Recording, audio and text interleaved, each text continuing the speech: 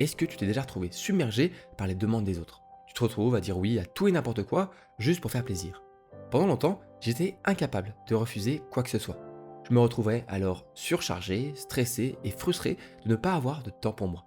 Et si je te disais qu'il existait une façon simple de reprendre le contrôle?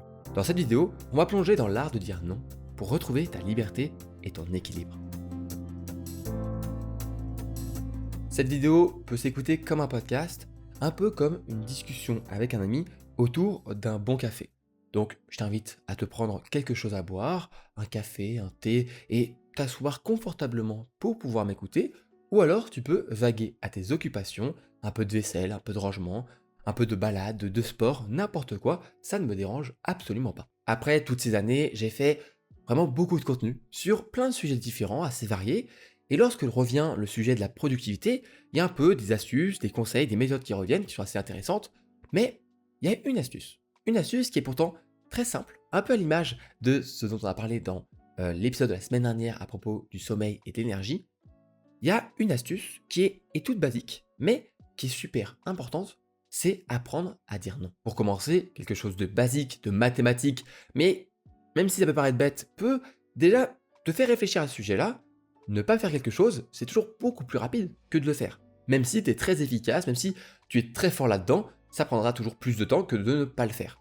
Imaginons, tu dois faire une réunion et tu sais pas si tu dois le faire ou pas, bah ne pas le faire sera toujours plus de temps de gagner et sera toujours plus rapide que de faire cette réunion, même si elle est, on va dire, avec les meilleures méthodes de réunion possibles pour être très efficace, vraiment directement, on va au bout des choses, etc. Ce sera toujours plus long que de ne pas faire cette réunion et de dire non à cette réunion. Ce principe-là, on va le retrouver dans plein de domaines de notre vie. Pas simplement les cours, le travail, le boulot, les tâches ménagères, ce genre de choses. Il y a plein de choses autour de nous qui prennent du temps, qu'on accepte de faire, qu'on se dit vas-y, pourquoi pas, etc. Mais en fait, on se rend compte qu'on accepte un peu trop de choses. Il y a souvent pas mal de choses qu'on accepte plus par politesse, etc. On va en reparler juste après, que parce que vraiment on veut faire les choses.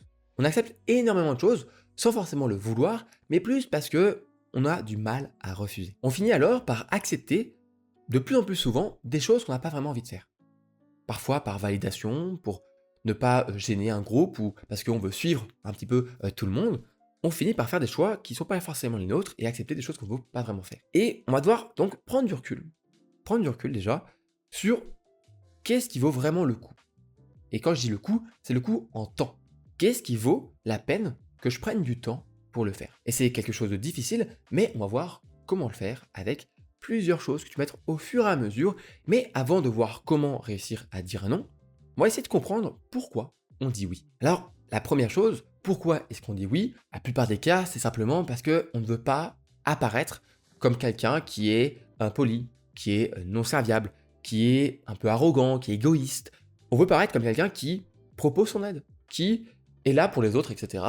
Par un petit peu regard des autres, mais pas simplement, par aussi un peu la pression sociale qu'on peut avoir. On va dire oui parce que on veut apparaître comme le mec cool, ou la fille qui est sympa, plutôt que le mec qui a pas le temps, la fille qui dit non, non mais j'ai rien à faire de ce que t'as de ça, toi. On n'a pas envie d'apparaître comme ça. Ce qui est plutôt un mécanisme qu'on peut comprendre, mais qui peut malheureusement finir par entacher d'autres choses. On va voir par un petit peu domino. On peut dire oui ici par gentillesse et se rendre compte que en disant oui ici, on perd du temps pour dire oui à quelque chose d'autre qui pourrait être plus important. Et c'est là que l'importance du non va commencer à prendre son sens. Parce que sinon, tu vas te dire, bah, moi, je veux paraître poli, je veux être gentil, je dirais oui à tout le monde.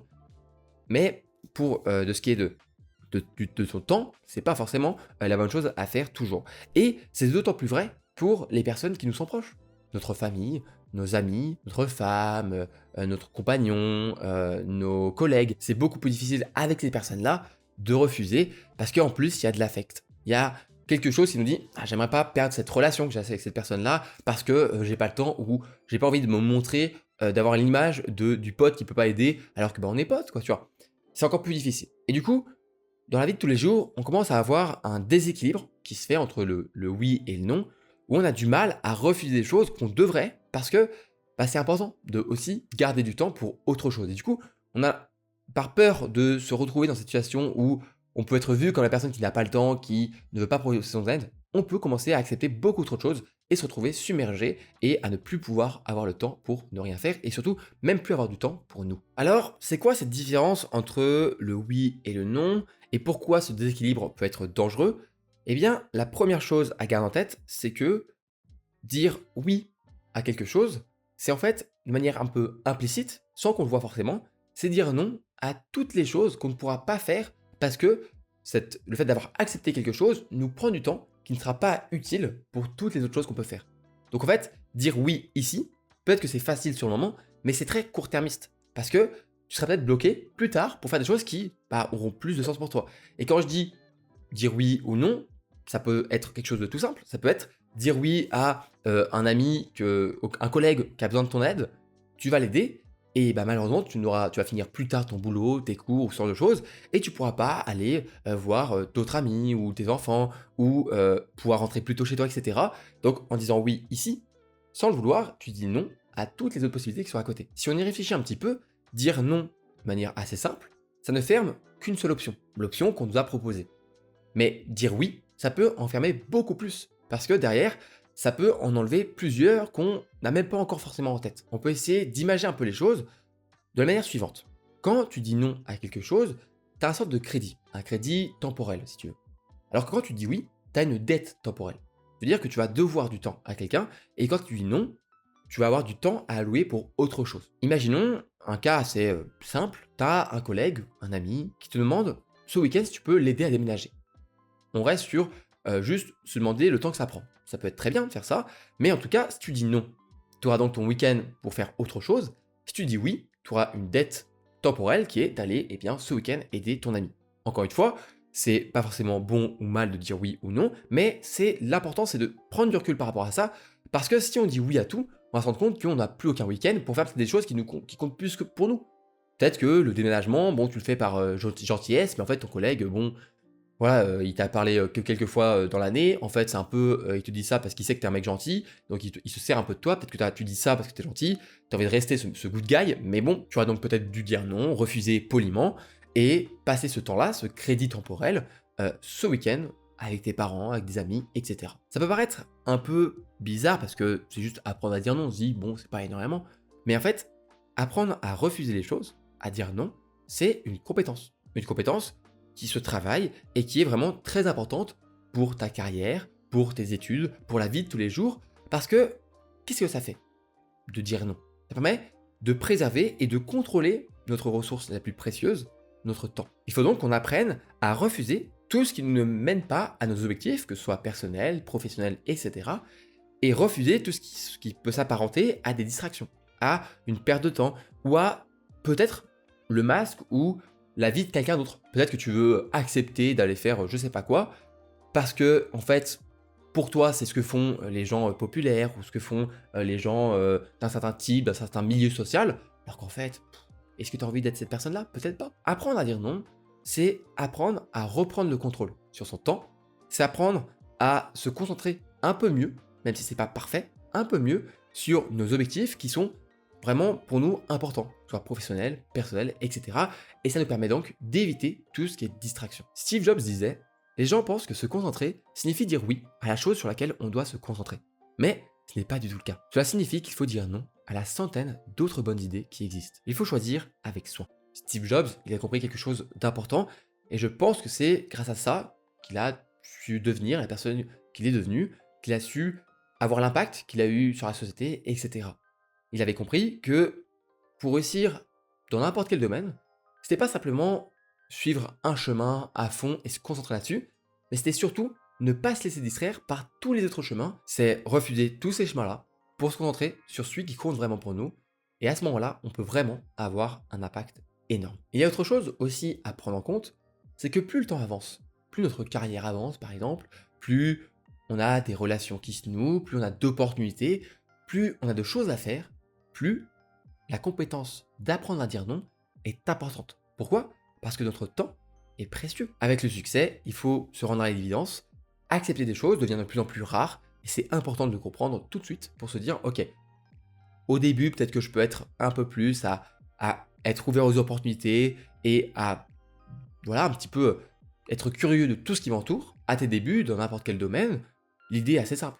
supprimer les distractions qui sont évidentes et explorer un peu le reste. Et quand tu trouves le truc, la direction qu'il faut que tu suives, à ce moment-là, tu peux commencer à voilà, t'enfoncer un peu plus là-dedans et au fur et à mesure, un petit peu élaguer le reste pour garder du temps, de l'énergie, de la concentration, de la motivation pour ce qui compte pour toi. Alors, à ce moment-là, je pense que tu te poses deux questions. La première, c'est comment savoir si je dois refuser. Pour ça, je vais te donner deux astuces, dont une qui vient d'un auteur que j'aime beaucoup.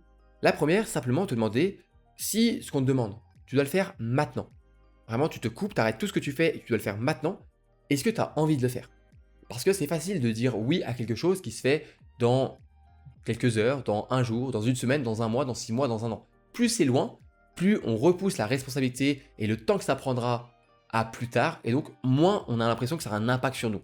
Mais si tu acceptes quelque chose aujourd'hui que tu n'as pas envie de faire vraiment, et que c'est dans un an, bah, je peux te dire que le jour où ça va arriver, bah, tu vas avoir les boules d'avoir dit oui un an plus tôt. Donc, pose-toi la question, ok, si je coupe ce décalage temporel, si je le fais ça maintenant, aujourd'hui, est-ce que ça me ferait chier? Pour être voilà, un peu vulgaire, mais pour dire les choses. Est-ce que j'ai vraiment envie de le faire? Si ça m'embête, si j'ai pas envie de le faire maintenant, aujourd'hui, alors pourquoi est-ce que j'aurais envie dans une semaine? Pourquoi est-ce que j'aurais envie dans un mois? Pourquoi est-ce que je repousserais, je procrastinerais la responsabilité de prendre ce temps, cette dette temporelle que j'accepte maintenant? C'est un petit peu comme si, voilà, tu dis à ton futur toi, bon, démerde-toi, voilà, moi je dis oui maintenant, mais tu te démerdes, ok? Moi, c'est pas mon problème. Moi, je fais mon boulot, mais j'ai dit oui à ce mec, et dans un mois, tu auras du boulot, toi. Voilà. Pose-toi la question, si je dois le faire maintenant, est-ce que j'ai envie de le faire? Si la réponse est non, alors il faut réussir à refuser, et tu dois refuser. Si la réponse est oui, c'est quelque chose qui te tente maintenant, tu pourrais le faire aujourd'hui sans que ça t'embête, ça peut être une bonne occasion de dire oui. La deuxième méthode, elle est beaucoup plus connue, elle vient de l'auteur Derek Sivers, dont je te conseille le blog et tous ses livres. Franchement, c'est super. Il a vraiment une manière d'expliquer les choses qui sont géniales. Et dans un de ses livres qui s'appelle Hell Yeah or No, il expose une idée, une méthode, qui est simplement de se dire si, lorsqu'on te propose quelque chose, ta réaction c'est pas ok, putain, c'est trop bien, oui, il faut que je le fasse, c'est un truc de dingue, là vraiment c'est à fond, faut que j'y aille, alors c'est non.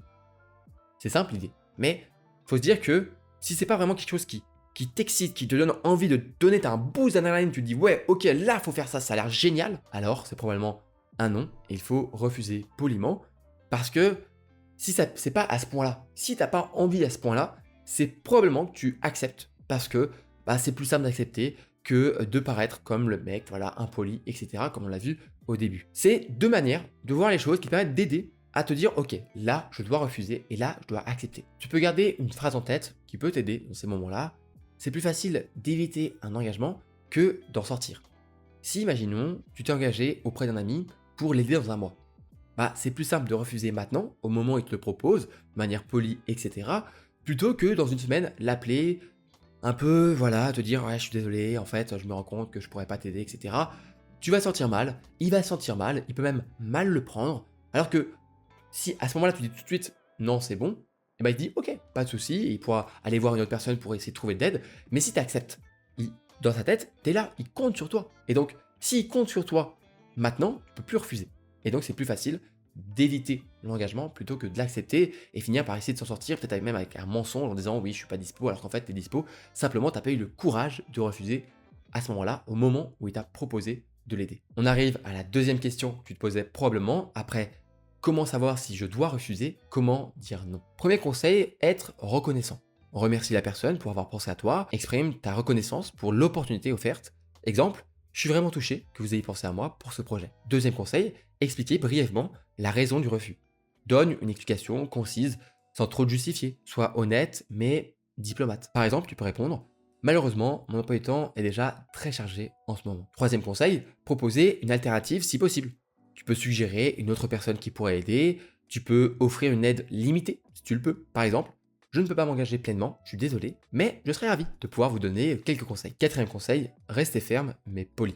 Évite les peut-être qui laissent la porte ouverte. Reste courtois mais clair dans ton refus. Exemple, je comprends l'importance de ce projet, mais je ne peux vraiment pas m'y engager. Cinquième conseil, montrer de l'empathie. Reconnais la situation de l'autre personne, montre que tu comprends leurs besoins. Exemple, je sais que c'est une période stressante pour l'équipe, j'aurais aimé pouvoir aider davantage. Sixième conseil, offrir un soutien d'une autre manière. propose son aide pour quelque chose de plus gérable, suggère des ressources ou des idées alternatives. Exemple, je ne peux pas participer à la réunion, mais je peux vous envoyer mes suggestions par mail. Septième conseil, pratiquer l'art du délai. Si tu n'es pas sûr, demande du temps pour réfléchir. Ça te permettra de formuler une réponse plus réfléchie avec ce temps-là supplémentaire. Exemple, pourrais-je y réfléchir et vous donner une réponse demain? Ça te laisse un peu de temps et tu pourras donc poser le pour et le contre si tu veux accepter ou refuser. Et enfin, huitième conseil, utiliser la méthode du sandwich. Commence par quelque chose de positif, puis donne ton refus et enfin termine sur une note positive. Exemple, votre projet semble passionnant. Malheureusement, je ne peux pas m'y joindre en ce moment. Je vous souhaite beaucoup de succès et j'ai hâte de voir les résultats. J'espère que ces conseils et astuces t'aideront à refuser poliment toutes ces propositions pour que tu puisses garder un maximum de temps et d'énergie pour ce qui compte vraiment pour toi. Apprendre à refuser les choses, c'est une compétence qui est plus importante qu'apprendre à les optimiser. Donc j'espère que ça aura pu beaucoup t'aider. Je te dis à la prochaine pour une nouvelle vidéo ou un nouvel épisode. C'était Robin, prends soin de toi, prends soin de tes proches. Salut!